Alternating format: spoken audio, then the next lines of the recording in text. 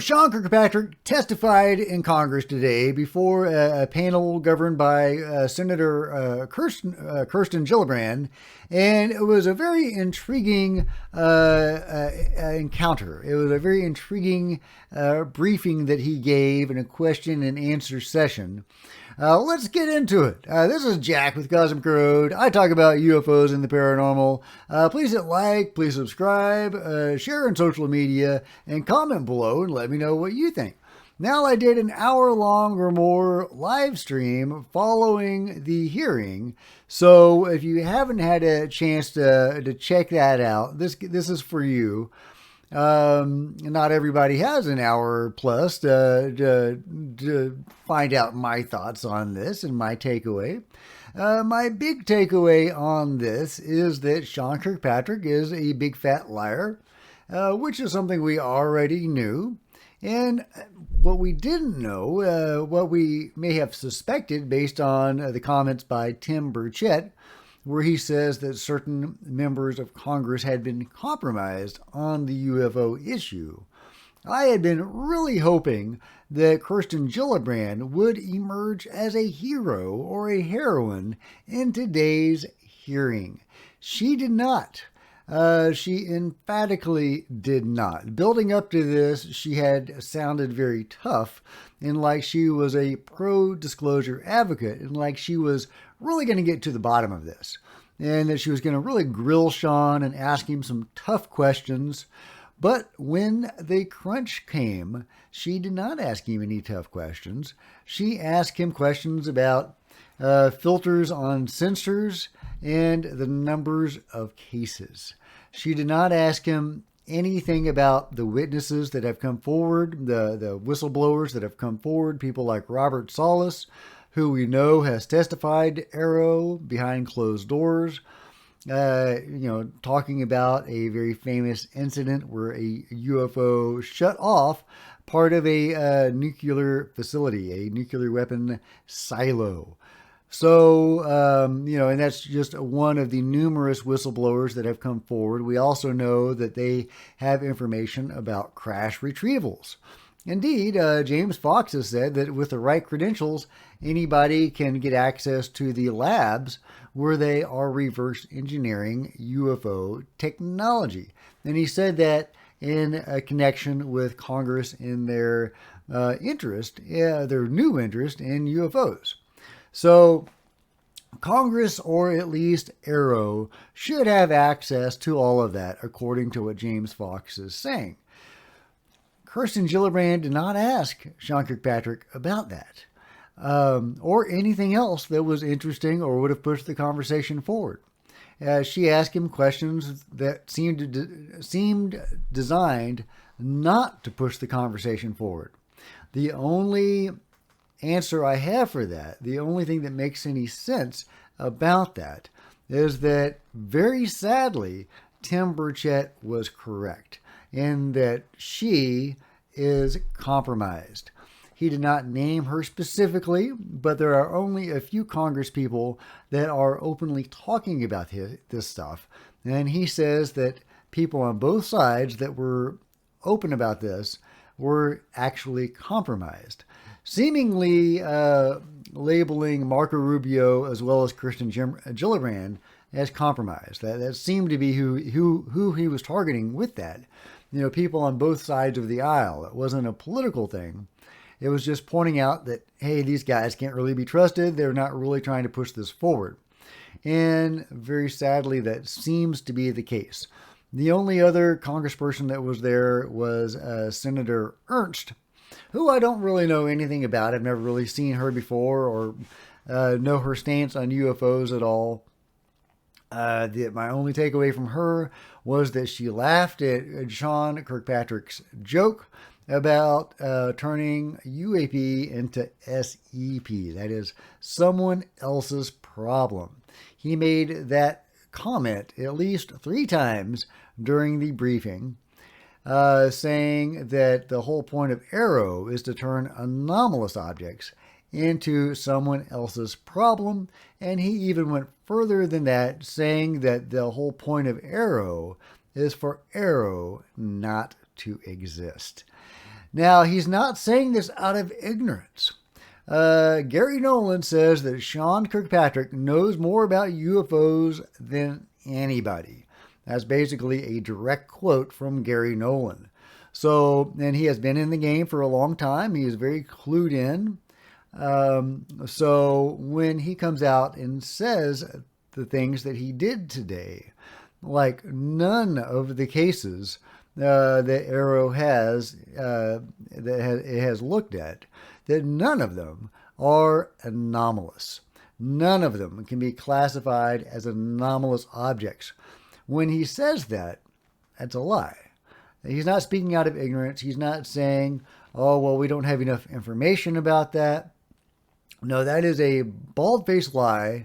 That is disinformation, which is part of sadly, a pattern of disinformation that Sean Kirkpatrick has put out.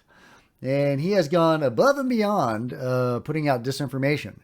It's not like he's refusing to answer questions or saying we don't have enough information.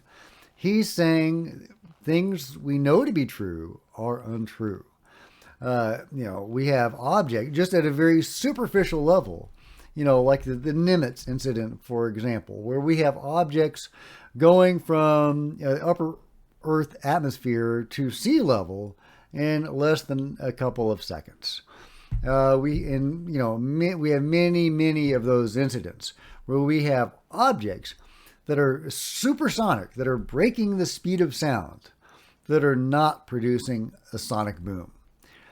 That by itself is an anomalous object, and there are so many of those. And that's at a very basic level. That doesn't get into all the woo-woo weird stuff that we are seeing with these objects. And that could be why they don't want to go there. As Gary Nolan says, once you investigate the UFO topic, the woo-woo is right around the corner. And that is a direct quote from Gary Nolan. But yeah, that's what Sean Kirkpatrick said, is that we need to turn anomalous objects into someone else's problem so that Arrow does not even need to exist. And when he said that, Senator Ernst laughed. She actually encouraged him in his campaign of disinfo, playing along with his BS. So I am not a fan of Senator Ernst. I had been a big fan of Kirsten Gillibrand. I was really rooting for her to emerge as a hero of ufology in this hearing. I expected there to be some play acting going on. She would ask him tough questions and he would stonewall her. That's kind of where I saw this going, but I at least expected her to be grilling him for information, asking him for, about the people that have come forward behind closed doors, asking him about those very interesting cases like UFOs shutting off nuclear weapons, talking about, reverse engineering UFO technology. I expected her to ask those questions. She did not. She softballed him. She really went out of her way to softball him. And just as he has gone out of his way to peddle disinformation. I mean, he even co-authored a scientific paper with Avi Loeb in order to diminish the UFO topic, to say, oh, well, maybe it's all probes from our mother ship, and we need to approach the phenomenon through the lens of conventional physics. I don't think you can approach objects that go supersonic speeds without creating a sonic boom through the lens of conventional physics. There's something else going on there. These objects are truly anomalous, and they exhibit that in so many different ways. And that should be Arrow's job, is finding out what these objects are, what they're doing, at least disclosing their presence to the American people and the people of the world. That is what Arrow was designed to do. That's why Congress created it. Congress didn't create it not to exist. Lou Elizondo, Chris Mellon, Tom DeLonge, TTSA, Jim Semivan, all those guys didn't do what they did to spark this grassroots movement to finally engage Congress and get their attention and get them to take this topic seriously for the first time ever. For them to create Arrow, for it not to exist. But that's what Sean Kirkpatrick said. The goal of Arrow is for Arrow not to exist. The goal of studying these cases is to refer them elsewhere and to get to a point where you don't even need an arrow. That's right. We don't need, according to Sean Kirkpatrick, a central governing body looking into the most important thing ever in human history, and clearly beyond human history because we are dealing with non-humans. Basically the most important thing ever. We don't need an office looking into that. It can just be handled by, whoever is doing that, whatever, the sub-organization of the Army or Air Force or Navy or DOD, can look at, Chinese balloons or what have you. Was there anything positive that came out of the hearing? Well, we did get a new video. We got a new UFO video of a metallic sphere going over, the war zone in the Middle East. Similar to the Mosul orb that Jeremy Corbell released, but not the Mosul orb, but something similar.